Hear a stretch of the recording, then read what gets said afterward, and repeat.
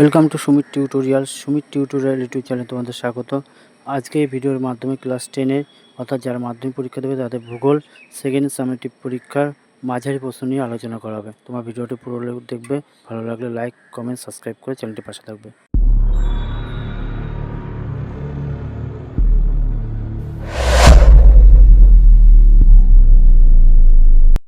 Class 10 দ্বিতীয় summative ভূগোল suggestion, বায়ুমণ্ডল, বাড়িমণ্ডল ও ভারতের অর্থনৈতিক পরিবেশে মাঝারি প্রশ্ন নিয়ে এই ভিডিওর মাধ্যমে আলোচনা করব।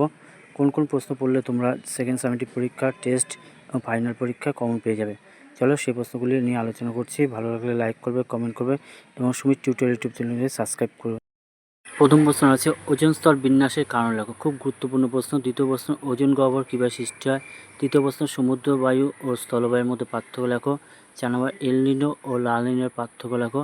5 নম্বর মেঘমুক্ত দিনের অপেক্ষা মেঘাচ্ছন্ন দিন উষ্ণ হয় কেন। এই 5টি প্রশ্ন লেখো। 6 নম্বর প্রশ্ন বলছে পাঞ্জাব হরিয়ানা কৃষি উন্নতির কারণ লেখো।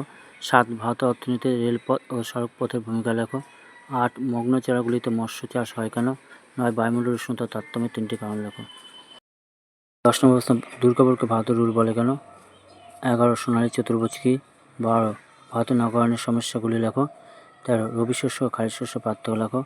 14 নম্বর ভারতের রেলপথ ও সড়কপথের মধ্যে 3টি পার্থক্য আলোচনা করো। ভারতে গম চাষ কার্পাস চাষ পাট চাষের সমস্যা লেখো। 16 ভারতে মিলেট চাষ উন্নতির কারণ লেখো। 17 দুটি মুখ্য জোয়ার মধ্যে সময় পার্থক্য 24 ঘন্টা 52 মিনিট হয় কেন। 18 ভরা জোয়ার ও মরা জোয়ার মধ্যে পার্থক্য লেখো।